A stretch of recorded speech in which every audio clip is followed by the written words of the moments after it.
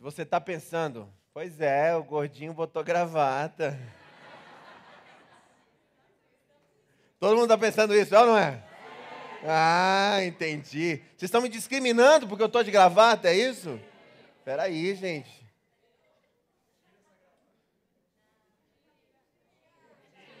Não, gente, não. Só na hora certa. Vem cá, tem um tijolo aí perto da janela.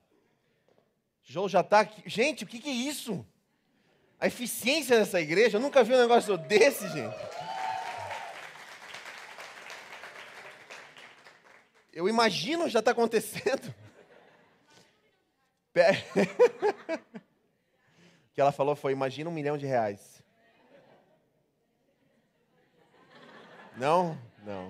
Não deu dessa vez. Isso aqui é um tijolo. Prazer. Você vai passar esse tijolo da onde você está, vou começar com você. Você vai olhar para esse tijolo, tocar no tijolo, dar uma batidinha e passar para o cara do lado. E você vai fazer isso, chegou no final da fileira, você passa para outra fileira e a gente vai rapidinho. Em 30 minutos tem que chegar aqui, ok? Então não vai ficar namorando o tijolo. Tem cara que vicia em arte, né? Forma do tijolo. Você percebe que as ondulações do tijolo... Não é hora, isso aqui não é museu de arte moderna. Não, é um tijolo e você vai passar esse tijolo. Vai lá. Pois é, gente. O título da mensagem de hoje é o seguinte. Cansado de ver pobre? Experimente o sábado.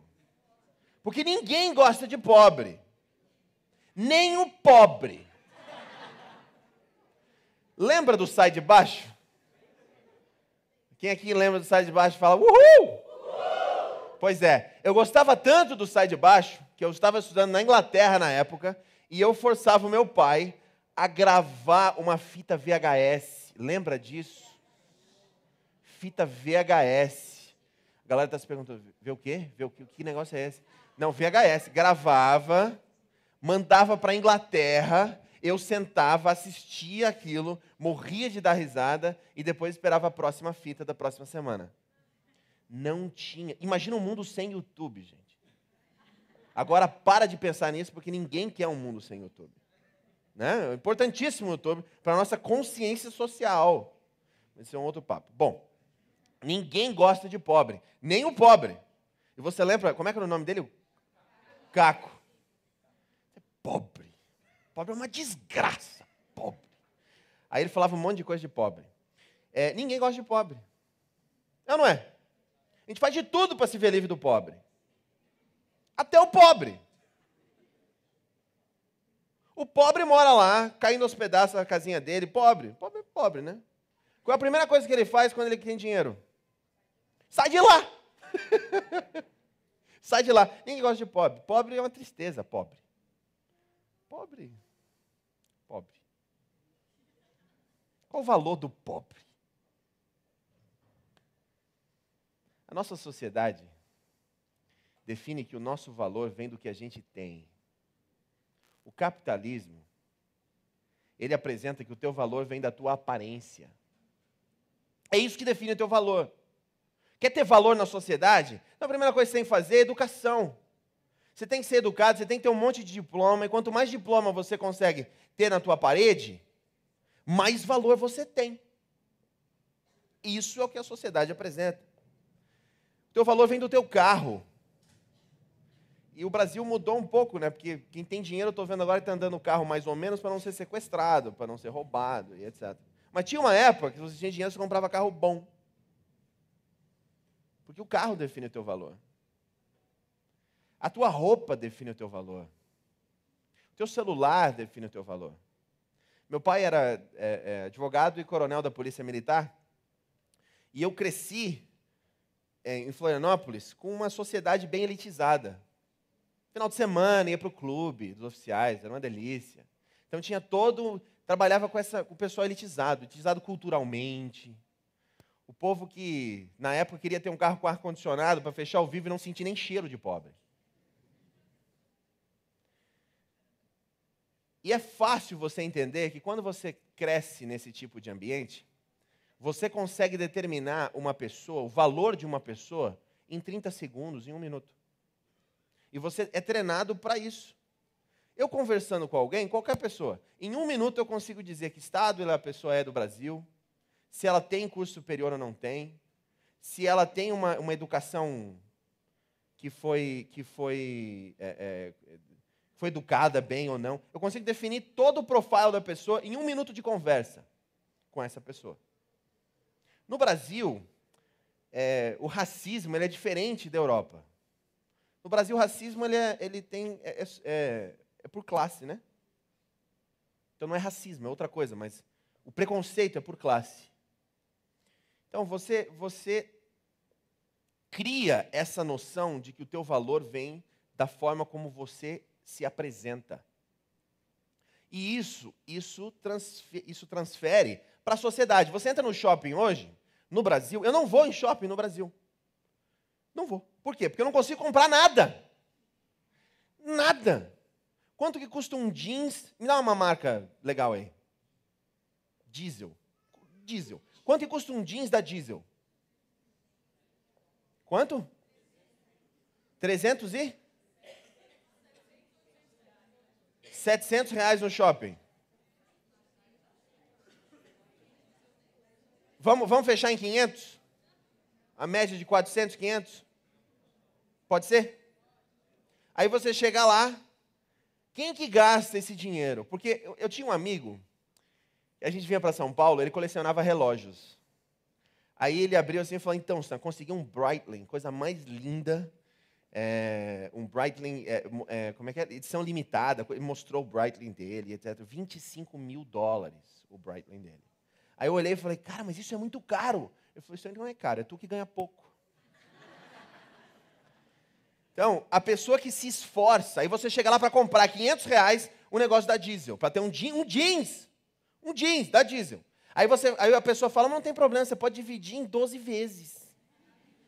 Aí você fica, será que Jesus volta antes das 12 vezes? Seria uma boa, né? Não conte com isso. Okay? Tomara que ele volte semana que vem, mas você não pode criar dívida. Não é um bom modelo financeiro para a tua vida particular. Okay? Então, o que acontece? Quem que investe? Você não tem dinheiro para isso, mas você vai lá no shopping, você faz a compra, porque você está procurando que aquele jeans da Diesel, quando você coloca o jeans e vai para algum lugar, que você tenha mais valor por causa do jeans. Não, é claro que com vocês isso não acontece. Eu comecei a perceber o poder que isso tem, o poder do que você veste, definindo o teu valor.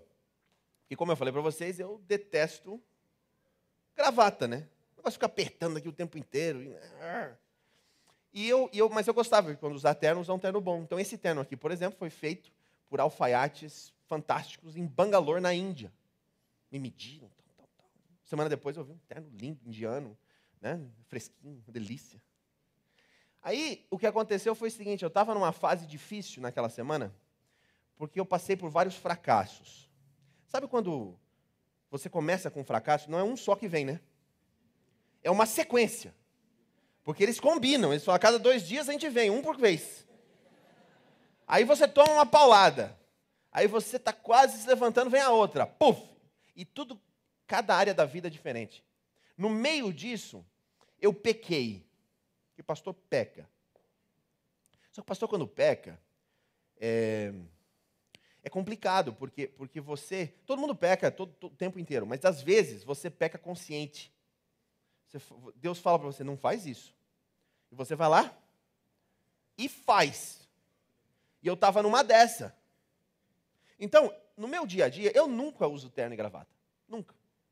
Eu prego sem terno e gravata a maioria das vezes. Com exceção da minha igreja brasileira em Londres, que é fantástica, mas nós decidimos como igreja que nós vamos usar terno e gravata. Então lá eu vou de terno e gravata. Mas o resto não. Nessas horas que eu estava num momento deprimido, estava triste, estava mal com Deus, não estava legal, eu tinha uma visita para fazer. Não tinha nada a ver, a visita normal, gente. O cara, muita gente boa, ia lá visitar. Eu olhei de manhã para a roupa que eu ia pegar e adivinha o que eu escolhi? O terno. Porque agora eu precisava de algo exterior para definir o meu valor, porque por dentro eu estava me sentindo um nada. E quantas pessoas colocam um terno no sábado para vir para a igreja? Porque por dentro está podre. E nós achamos, de alguma forma, que se estivermos bem vestidos, Deus vai nos aceitar mais. Ninguém admite a isso. Mas isso é uma desgraça. Está na hora de nós virmos a Deus do jeito que nós somos. E se você quer vir de terno, venha de terno. Mas tenha cuidado para que o teu terno não defina o teu valor. E hoje, o meu valor não está decidido nessa gravata e nesse terno. Então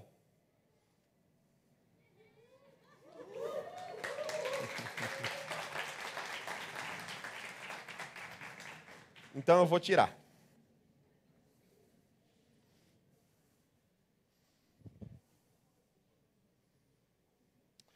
Vou pendurar aqui como um marco que o valor não está na gravata. Só que aí, beleza, me libertei do terno. Só que o meu sapato é italiano, eu estou usando um relógio da Armani, eu tenho um iPhone 5, estou pregando com um iPad.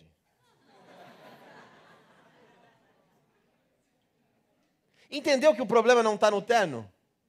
Você troca 6 por meia dúzia, tirou o terno e continua dependendo das marcas de roupa que você está vindo, continua dependendo do que você tem para definir o teu valor. Então, qual que é a jornada do pobre? Que se torna rico, né? O pobre é o seguinte, ele começa lá, pobre. Aí ele ganha um pouco de dinheiro. Qual é a primeira coisa que ele faz? Ele sai de lá. Então o que acontece? Ele quer ter dinheiro. Ele quer ter dinheiro. Para quê? A casinha dele tá toda derrubadinha, tá feio. Já voltou? Legal. Uma pessoa não tocou no tijolo. Ok, pronto. Deixa aqui, daqui a pouco a gente volta pro tijolo. Então, o pobre, aí o que ele faz? Ele quer arrumar a casinha dele, porque os vizinhos estão com a casinha arrumada. Então ele arruma a casinha dele, tá melhor que os vizinhos, tal. Ele continua ganhando. O que ele faz? Sai de lá. Aí ele vai para um bairro melhor, um pouquinho melhor que o que ele estava. Aí ele chega lá, compra a casinha e percebe que os vizinhos são todos melhores do que ele. Então ele que agora era pobre, achou que saiu da miséria, da pobreza, agora ele voltou a ser o quê? Pobre, né? Ele olha e percebe, mas aqui todo mundo tem um carro, eu não tenho carro. Vou ter que comprar um carro. Aí ele trabalha e compra um carro. Aí compra um carro, começa a melhorar, o que ele faz? Sai de lá e consegue outros amigos. E os outros amigos têm carros importados. Mas ele não tem. Então essa pessoa, que é uns 95% da sociedade hoje, vai agora querer ter um carro igual aos outros. E vai querer ter mais, e vai querer ter mais, e vai querer ter mais. Sabe quando que isso tem fim? Nunca! Fórmula 1 em Mônaco. Abraço para você, JP, que foi, eu não fui, estou com muito amor por você que foi. JP, um dos anciãos na minha igreja lá, ele foi para Mônaco, falou, Pastor Sam, não tem, aquilo lá é uma loucura. Se você não tiver uma Ferrari, Lamborghini nesse nível, uma Maserati está ok. A riqueza é uma loucura em Mônaco na Fórmula 1. O que acontece? Você acha que eles se sentem ricos? Não, porque o iate do outro tem 120 pés. O dele só tem 60. Não tem limite esse negócio de ser pobre e ser rico. Então, o que é o pobre? Eu tenho um amigo, há um bom tempo atrás, que ele passou por um período muito triste da vida dele. Divórcio, perdeu absolutamente tudo. Tudo. Não tinha mais propósito. E a gente começou a conversar, a gente começou a trabalhar junto, a revisionar a vida dele. Aí ele descobriu o potencial que ele tinha e descobriu um propósito para Deus. E nesse momento de descobrir um propósito para Deus, um dia ele chegou para mim e falou, Sam, eu estou num momento da minha vida que eu não entendo. Eu nunca tive tão feliz. Eu não tenho uma libra na minha conta. Eu estou morando no sofá da tua casa. Eu não tenho dinheiro para comer no McDonald's. Mas eu nunca tive tão rico e tão feliz na minha vida. Porque a riqueza, o teu valor não vem do que você tem. Vem de outro lugar. E para nós lembrarmos disso, nós vamos ter que fazer uma viagem hoje lá para o Egito. Porque o primeiro sermão de Jesus, o sermão da montanha, ele começa, qual é a primeira bem-aventurança? Você lembra? Bem-aventurado, não, bem-aventurados os pobres de espírito, porque deles é o reino dos céus.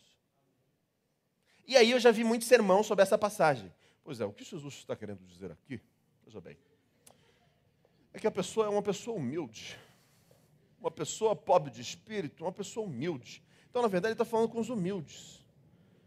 Ele está falando de pobre de espírito, os deprimidos, os desgraçados, os solitários, aqueles que têm fome de verdade, aqueles que têm fome de justiça, aqueles que têm sede, aqueles que estão nos hospitais, aqueles que perderam a sua liberdade. Esses são os pobres de espírito, e Deus diz: bem-aventurados são esses. Os desgraçados, os marginalizados, aqueles que, se as pessoas conhecessem o que está dentro deles, todos rejeitariam. Bem-aventurados esses, porque deles é o reino do céu. Se você veio hoje com máscaras, pode tirar as máscaras. Seja você mesmo perante o teu Pai, porque Ele já te aceitou. E só uma coisinha aqui, nós vemos máscaras, Deus não vê, viu? Deus vê através das máscaras. É a maior futilidade que nós podemos fazer. É Adão tentando se esconder atrás do arbusto de Deus. Faz sentido em algum lugar isso? Nenhum. Então Jesus começa o seu ministério dizendo: bem-aventurado quem? O pobre. O pobre é que vai ganhar essa história. Aí ele continua. Só que antes de chegar no último sermão de Jesus, a gente tem que passar pelo Egito. E no Egito era uma desgraça. Era uma desgraça porque eles eram escravos. O povo de Israel era escravo. E a escravidão é uma desgraça. Eles faziam o que todos os dias? Se você perguntasse para um israelita: vem cá, qual é a vocação da tua vida? A minha vocação é fazer tijolo. Você acorda de manhã e faz o quê? Tijolo. E depois? Tijolo, tijolo, tijolo, tijolo, tijolo, tijolo, vou dormir. E no outro dia, e na terça-feira, tijolo, tijolo, tijolo, tijolo, tijolo, vou dormir. E na sexta-feira, tijolo, tijolo, tijolo, tijolo, tijolo, vou dormir. E no sábado, tijolo, tijolo, tijolo, tijolo, tijolo, vou dormir. E no domingo, tem um descanso, né? Tem, eu durmo a noite de dia. Tijolo, tijolo, tijolo, tijolo, tijolo, vou dormir. Ai, que negócio é esse, né? Que desgraça. E o teu pai? Ah, o meu pai? Não, meu pai era assim. Meu pai era tijolo, tijolo, tijolo, tijolo, tijolo, ia dormir. Fala comigo. E o teu vô? Teu vô era tijolo, tijolo, tijolo, tijolo, tijolo, tijolo, e vai dormir. Mais alto, teu bisavô. Tijolo, tijolo, tijolo, tijolo, tijolo, tijolo, tijolo, e vai dormir. O valor do escravo estava avaliado na quantidade de tijolos que ele conseguia produzir. E se ele não produzisse o suficiente, o que acontecia? Gostou do efeito especial? Anos de treinamento para pregar esse sermão aqui com efeito especial. Ele tomava paulada. Por quê? Porque o valor dele era menor. E se ele constantemente não produzisse a cota de tijolo, o que ia acontecer? Aí era... Gostou? Fala também. Era caixão para ele. Não, caixão não tinha, porque isso aí seria uma honra. Ele era jogado no primeiro buraco que eles encontravam. Eles não tinham valor como seres humanos ao ponto de... Tem muitos escravos, o que nós vamos fazer com esse problema? É simples. Nasceu o bebê, você pega uma espada, e enquanto estiver chorando, você não corta o cordão umbilical. Você atravessa a espada no corpinho do bebê até ele parar de chorar. Porque escravo, o valor do escravo é quanto tijolo ele consegue produzir. E Deus vem e diz: o teu valor não vem do que você consegue produzir, o teu valor vem porque eu te criei. Você tem valor simplesmente porque você existe. E Ele tira o povo de Israel do Egito, mas é muito mais fácil Deus tirar você de dentro do Egito do que tirar o Egito de dentro de você. E agora eles saem. E se você já teve contato com ex-escravo, você percebe um problema seríssimo, que é, eles têm dificuldade de entender qualquer coisa. A educação de um povo que é escravo demora. Por quê? Porque eles não precisavam pensar nunca. O pensar deles é isso aqui, ó. Conseguiu raciocinar como fazer isso aqui? Para pisar na lama, para fazer tijolo? Você já tem, acabou. Isso aqui a vida inteira. E Deus tira eles de lá. Então, Deus tem que explicar algumas coisinhas para eles. Eles querem ser livres, mas eles não têm ideia o que é ser livre. Eles não fazem ideia o que significa ser livre. Então Deus fala assim, ó, primeira coisa, vamos começar com o seguinte. Só adora deuses que existem, por favor.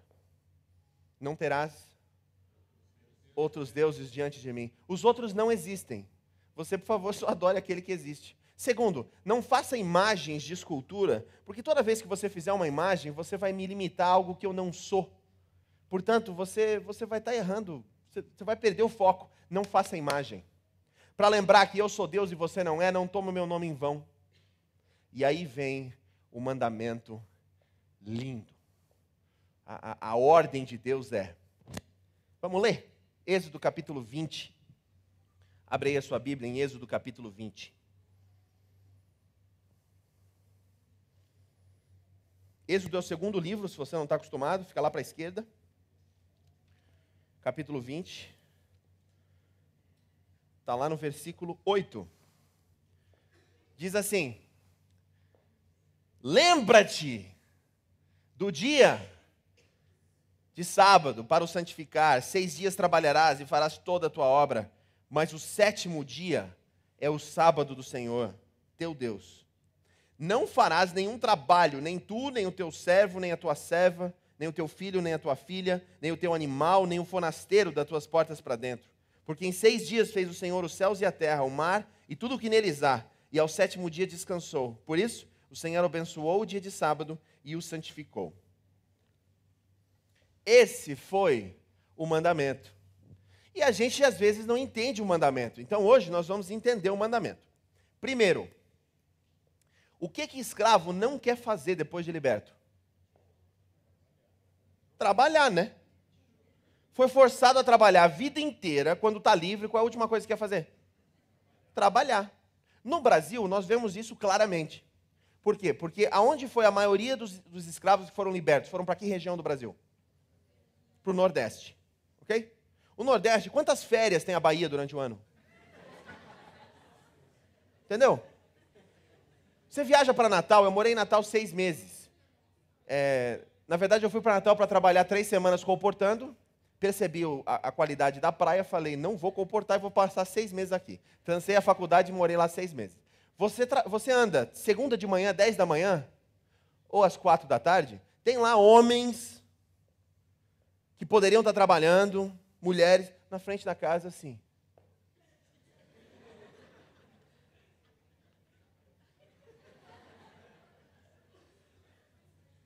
Assim. E você fica se perguntando, por que você não vai trabalhar? Está na cultura, o quê? Já me forçaram a trabalhar, agora que eu estou livre, eu não vou trabalhar. Por isso que o mandamento do sábado a gente esquece. Ele começa dizendo aqui, ó, 6 dias o quê? Trabalharás. O mandamento começa mandando trabalhar, porque trabalho é bom.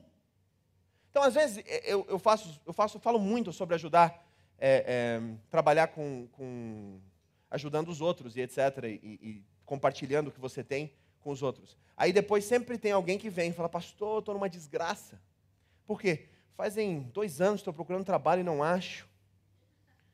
E estou aí, né? O que você faz durante a semana? Então, eu vou daqui para ali procurando, tal, mas, pastor, eu preciso de uma ajuda, não tem como a igreja me ajudar? Eu não posso falar isso, mas sabe o que eu quero falar? Vai trabalhar, vagabundo! Vai trabalhar 6 dias por semana? Trabalho é bom. O cara que quer ficar dependendo dos outros a vida inteira, ele precisa ler a primeira parte do mandamento, que é o quê? Trabalha. E adventista trabalha muito bem, mas tem uma reputação de não trabalhar muito, né? Porque faz assim, não, é o seguinte, eu não posso vir trabalhar na sexta porque eu tenho que preparar para o sábado. Aí eu não trabalho sábado porque é sábado. E é claro, eu não trabalho domingo porque eu tenho que fazer muitas coisas no domingo. Então na segunda, lá pelo meio-dia eu apareço. Já me disseram isso, né? Adventista não... Bom. Então, trabalhe bem. 6 dias o quê? Trabalhará. Mas para que você lembre, uma vez por semana, que o teu valor não vem de quantos tijolos você produz, não vem de quantos contratos você consegue assinar, não vem de quantas mesas você consegue servir, não vem de quantas linhas de código você consegue produzir, não vem do que você faz, não vem do que você tem, para você lembrar que o teu valor não vem de tijolo, você para durante um dia, que é o sábado, para lembrar que você não é uma máquina e o teu valor não vem disso. Então, quando você tem aquele vestibular no sábado, quando você tem mas vem aí só sábado à tarde para fazer os negocinhos, você fala, não, eu não vou vir porque nesse dia o meu valor não é definido pelo que eu faço. Entenda que o sábado vai redesenhar a tua vida para o que realmente importa. Porque se você percebe que o que realmente importa não é o que você tem, a tua família tem muito mais valor. De repente, a vida começa a se alinhar. E o que realmente importa, você volta a se importar com o que realmente importa. Que são pessoas. Sempre. Nunca são coisas. Quando? Nunca são coisas, sempre são pessoas. Então eles saem do Egito e agora vivem uma vida de liberto, uma vida de liberdade. Porque a questão é a seguinte: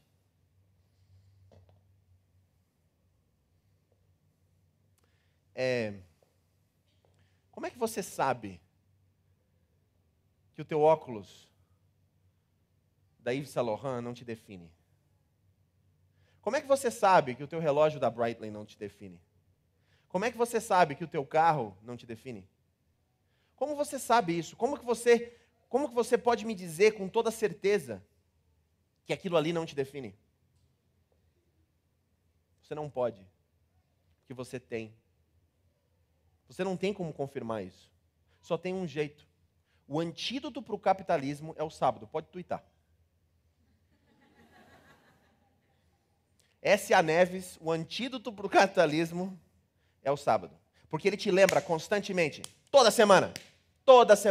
Sexta-feira à noite você está lá, pilhado, vamos fazer, tem que fazer isso, tem toda coisa para fazer. Vai chegando o pôr do sol, quando você começa a guardar o sábado mesmo, que quando chega o pôr do sol, você vai lá e começa a desligar as coisas, o teu corpo vai ter uma reação diferente. Você vai sentir que o teu corpo vai falar, até que enfim, eu vou poder descansar, porque hoje, nesse dia, eu sou suficiente. Eu não preciso de nada para dar o meu valor. E aí sim, quando você é livre, aí Deus te convida para tirar outras pessoas do Egito. Outras pessoas que são escravas do seu próprio trabalho, escravas do seu próprio sucesso, escravas da sua própria beleza, escravas de quantas outras coisas, porque as cidades produzem escravos. E você agora, Deus te convida para ser um instrumento que você vai libertar essas pessoas dessa escravidão. Esse é o sábado. E esse é o convite para você convidar seus amigos, convidar as pessoas que você conhece, os seus familiares, para estar junto com a gente essa semana inteira, trabalhando em como ser livres no meio de São Paulo. Como não se tornar escravos de um sistema que é por natureza corrupto. Que diz para você que o teu valor vem de quanto você tem. Claro, toda oportunidade que você tem de ter mais, se o teu valor vem disso, o que você vai fazer? Ter mais. E aí um dos últimos sermões de Jesus, lá em Mateus 25, abre aí.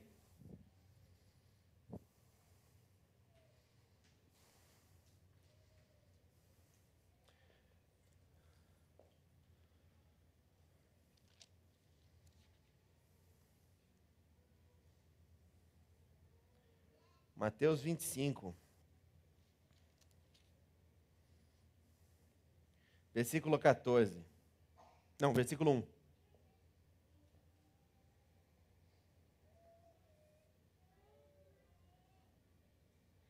Não, desculpa, versículo 31. Tem 3 parábolas, hoje eu vou falar sobre a última.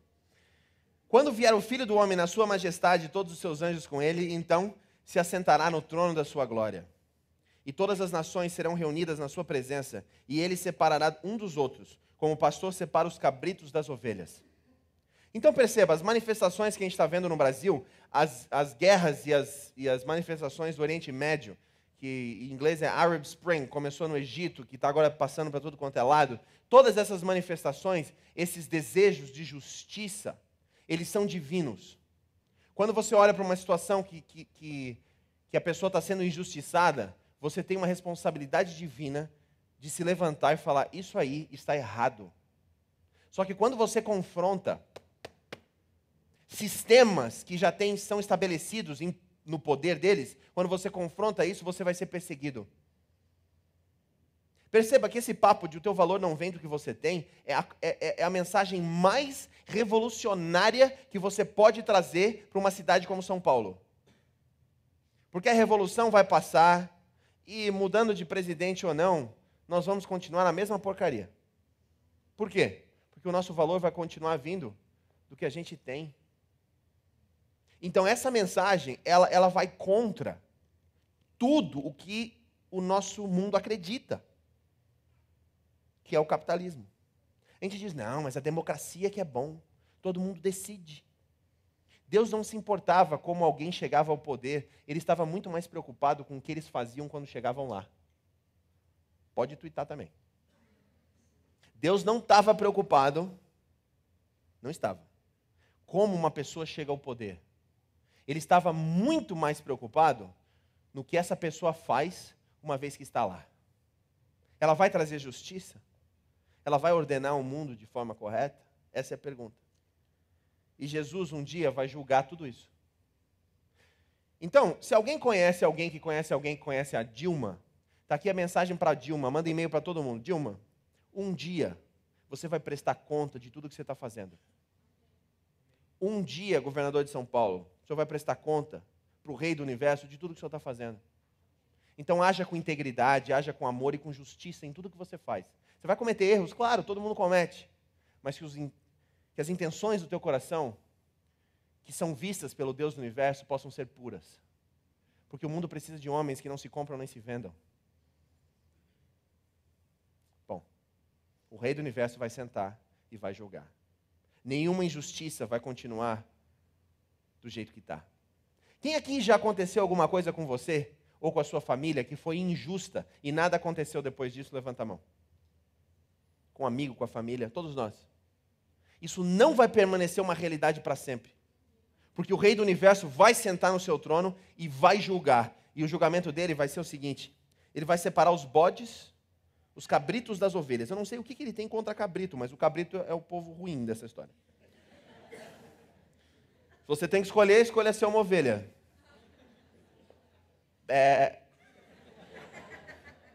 E porá as ovelhas à sua direita e os cabritos à sua esquerda. Eu não sei se você é canhoto, mas o pessoal da esquerda também não se dá bem aqui.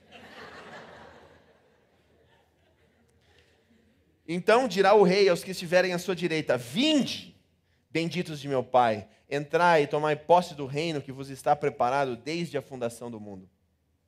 Então dirá o rei aos que estiverem à sua direita, ele acabou de falar isso: porque tive fome e me destes de comer, porque tive sede e me destes de beber, era forasteiro e me hospedastes, estava nu e me vestistes, enfermo e visitastes, preso e fostes me ver. Então perguntarão os justos: Senhor, quando foi que te vimos com fome, te demos de comer, com sede, te demos de beber? E quando te vimos forasteiro e te hospedamos? Ou nu e te vestimos? E quando te vimos enfermo ou preso e fomos te visitar? Não lembro de ter visto o Senhor em lugar nenhum. Eu teria notado, né? Eu teria percebido se eu estivesse lá. E o rei respondeu: em verdade vos afirmo que sempre que fizestes a um desses meus pequeninos irmãos, a mim o fizestes. E aí você já leu a história, o contrário para os cabritos, né? Que estão à esquerda. Vocês não fizeram nada disso para mim. Portanto, vocês não têm parte do reino. Aquela ideia de que os bonzinhos vão para o céu e os mauzinhos vão para o inferno, porque Deus vai fazer isso? Não. A escolha é tua. Você quer fazer parte de um mundo, de uma nova terra, aonde as pessoas continuam com fome? Quer fazer parte de uma nova terra assim? Então comece a fazer uma coisa aqui para poder tirar a fome das pessoas. E eu sei que vocês fazem, é lindo. Você quer fazer parte de uma nova terra, onde os doentes são abandonados? Não, pastor, não quer ter nem doente. Vamos começar a trabalhar nisso aqui. Por que a igreja adventista tem tantos hospitais? Não sei se mas o que deveria ser é trazer a cura para um mundo que está desesperado por cura. Educação, tudo isso. Por que isso é importante? Porque nós estamos criando, antecipando um novo mundo no meio do velho. Aqui, agora. Deus te chama hoje para você entender, uma vez por semana, que o teu valor não vem do que você tem. E Ele te convida nessa semana de oração agora para libertar outras pessoas dessa desgraça. É isso. Teria alguém aqui que quer fazer um compromisso hoje? De lembrar do sábado e abrir mão do pensamento de que teu valor vem do que você tem e não do que você é. Tem alguém aqui que gostaria de dizer, pastor, eu faço um compromisso nos próximos 6 meses de lembrar do sábado, todo sábado, como um dia de libertação, um dia que eu sou livre de todas as coisas que me atrapalham e que tentam definir o meu valor. Quem aqui quer tomar essa decisão de fazer isso? Eu pedi para você ficar de pé, mas é uma decisão séria. Pastor, é muito bonito essas palavras aí, vou me levantar. Não, entenda que você vai ter que tomar decisões sérias. Sérias mesmo. De como você age nesse dia, como você prepara a tua semana. Então, pastor, não pode nem estudar no sábado? Você fez a pergunta errada. O que pode e o que não pode fazer no sábado? Eu detesto esse tipo de pergunta. Porque no sábado é um dia de você alimentar a tua alma e lembrar que o teu valor não vem do que você tem. Constantemente lembrar disso. Eu quero terminar com um ponto importante. Tem gente que está aqui, que é rico e veio de família rica. Que tem grana. Tem gente que entrou aqui, que não tem nada. Que se tiver que apresentar alguma coisa, apresentaria um punhado de dívida. Tem gente aqui que é pobre. Pobre. Até conseguiu botar uma roupinha para não parecer tão pobre, né? Entenda que nessa família da Vila Olímpia, quando você entra através daquelas portas, vocês têm o mesmo valor. É ou não é? Então, não importa o que você tem, toda vez que você vem aqui, você é amado por essa comunidade, você é amado por essa família, simplesmente porque você existe. Se você tem alguma deficiência física que um dia Deus vai te restaurar, você tem o mesmo valor de alguém que é absolutamente funcional. Todos aqui têm o mesmo valor para Deus. E, portanto, todos aqui têm o mesmo valor para nós. Quer fazer esse compromisso comigo? Se levanta. 6 meses. Levando isso a sério.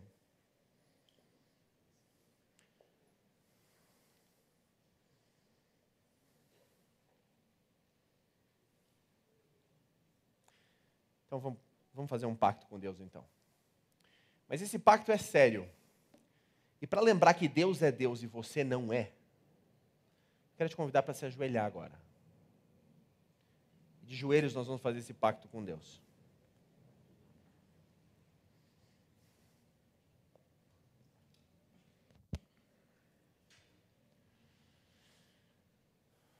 Querido Deus e Pai que estás nos céus, o teu reino, Senhor, é tão diferente dos reinos desse mundo. E hoje, nós queremos fazer um pacto contigo, eu e cada um que está de joelho agora. E esse pacto é de pelo menos uma vez por semana nos relacionarmos com pessoas que são diferentes de nós. E entender que todos nós temos o mesmo valor para ti. Senhor, esse é o pacto. O pacto é nós não dependermos de coisas físicas para o nosso valor.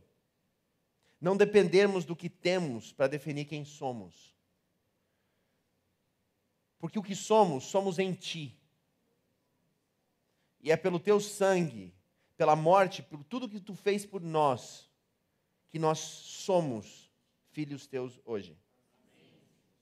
Senhor, nada do que fazemos nos dá valor. Por quem tu és. Porque tu és, nós podemos fazer tudo o que fazemos. Mas, Pai, que a nossa profissão não defina quem somos, que o nosso carro não defina quem somos, que os nossos devices não defina quem somos, que o nosso apartamento, casa não defina quem somos, que a única definição de quem nós somos é sermos teus filhos. Pai querido, que nos próximos 6 meses, as pessoas que estão de joelho agora possam viver essa realidade, Senhor. E revolucionar São Paulo com essa nova forma de pensar. E essa semana nos dê força para chamar outras pessoas que precisam ser libertas desse redemoinho, dessa constante corrida que não leva a lugar nenhum. Ajude-nos a identificar quem são essas pessoas e convidá-las para fazer parte dessa semana aqui conosco. Te amamos, Senhor. Em nome de Jesus Cristo. Amém.